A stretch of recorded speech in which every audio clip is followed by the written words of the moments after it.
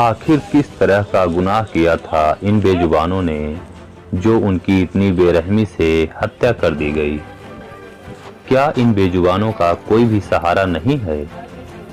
आखिर क्यों इनका इस्तेमाल करने के बाद मरने और दर-दर भटकने के लिए सड़कों पर छोड़ दिया जाता है?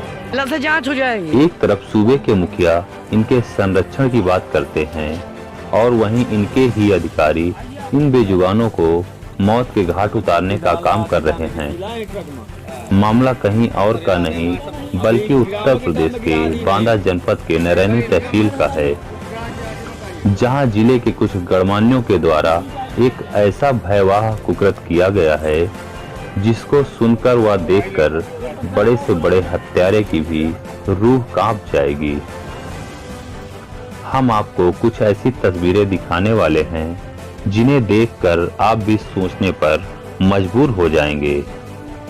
आखिर इन बेजुबान जानवरों का क्या कसूर था जो इन्हें जिंदा जमीन पर दफन कर दिया गया। जहां देखने पर ऐसी गायें थी जो जमीन में जिंदा गड़ी होने के बावजूद अपनी मौत से लड़ रही थी।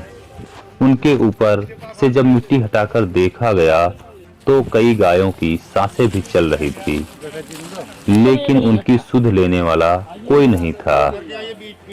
नरैनी पर बनी एक गौशाला से लगभग 2 सैकड़ा गायों को गाड़ियों में भरकर उन्हें मध्य प्रदेश के जंगलों में दफना देने का कार्य किया गया है, लेकिन उसके बाद लोगों ने उनके कानों में लगे उस टैग को देखा। देखने से यह साबित होता है कि यह सभी गाय यूपी की हैं। यह जो नज़ारा आप देख रहे हैं यह उत्तर प्रदेश के बांदा जनपद से सटे मध्य प्रदेश के जंगलों का है, जहां पर यूपी के बांदा में बनी गौशालाओं से लाई गई गायों को जिंदा दफन करने का कार्य किया गया है। इतनी बड़ी तादाद में ये बेजुबान यहाँ आए कैसे, और अगर यहाँ आ भी गए तो इन्हें इतनी बेरहमी से जमीन में जिंदा गाड़ा किसने। पूरे मामले की जानकारी जैसे ही नरैनी के स्थानीय विधायक राजकरण सिंह कबीर को मिलती है तो उनके द्वारा भी मध्य प्रदेश के जंगलों में पहुंचकर मौके का मुआयना किया जाता है। जिस जगह गायों को दफन किया गया था उस जगह की मिट्टी साफ करते हुए देखा गया तो उनके भी रोंगटे खड़े हो गए। वहीं पूरे मामले में नरैनी के विधायक राजकरण कबीर से जानकारी ली गई तो उन्होंने बताया कि जिस तरह से हमारे क्षेत्र में इस विध्वंस घटना को अंजाम दिया गया है यह अपने आप में एक बड़ा सवाल खड़ा करता है। कहीं ना कहीं इस घटना के पीछे हमारी सरकार को बदनाम करने का प्रयास किया जा रहा है। जिस तरह से हमारी सरकार गौरक्षा को लेकर तमाम तरीके के बजट पास किए हैं और उनके रख रखाव की व्यवस्थाएं भी की हैं, ये किसी से छिपा नहीं है। लेकिन कहीं ना कहीं जिस तरह से यह कुकृत्य किया गया है यह अपने आप में कई बड़े सवाल खड़े करता है।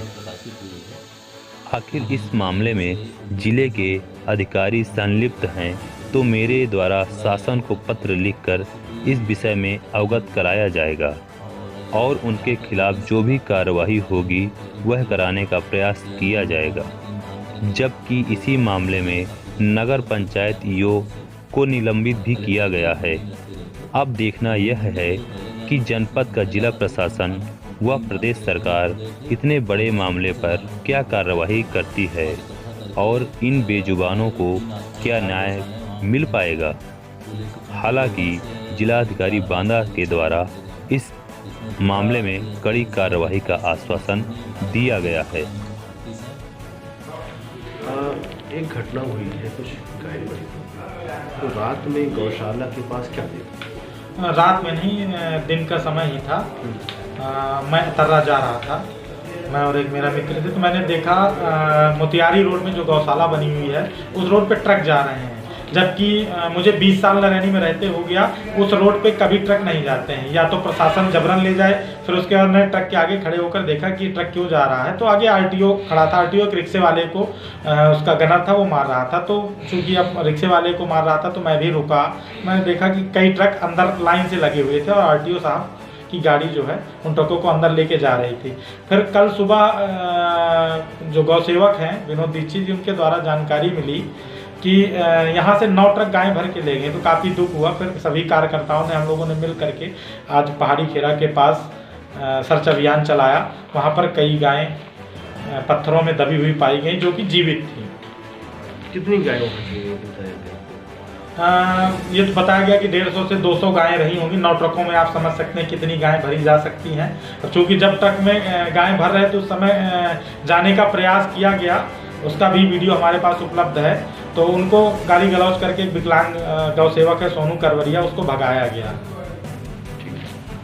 भैया क्या नाम है आपका? चंद्रमोहन बेदी, जिला अध्यक्ष विश्व हिंदू परिषद। किस समस्या को लेकर आज ज्ञापन दिया आपने? आज नारायणी के पास जो गौवंशों को प्रशासन द्वारा ले जाके जंगलों में, एमपी के जंगलों में वहाँ पर जो दफना दिया गया है और बाकी गौवंश 150-200 गौवंश था उनको उन्होंने जंगलों में छोड़ दिया। बाकी 30-35 गौवंश जो एक्सीडेंटल था, बीमार था, उनको इन्होंने दफना दिया, जिसमें 3 से 4 गौवंश हमारे संगठन के लोगों द्वारा लाके उनको अपने प्राइवेट स्तर से उनका इलाज किया जा रहा है हमारे सोनी जी गौशाला उसमें। और बाकी सीडीओ साहब को जांच डीएम साहब ने दी थी, जिसमें उन्होंने 2 दिन जाप करने के बाद ये निर्णय लिया कि ईओ नारायणी को निलंबित कर दिया। तो इतने से हम संतुष्ट नहीं है। इसमें जो भी अधिकारी है, एसडीएम नारायणी है, सीओ नारायणी है, कोतवाल है और नारायणी, इनके खिलाफ एफआईआर लिखी जाए और जो उचित कार्रवाई है उसमें की जाए। इसमें कोई भी लापरवाही नहीं होगी। कोई भी होगा गौवंश का हत्यारा अगर उसमें कोई भी है, उसको भगवान तो देख रहा है, मगर जो हमारी जिम्मेदारी बनती है, जो शासन प्रशासन द्वारा जो नियम बने उसके हिसाब से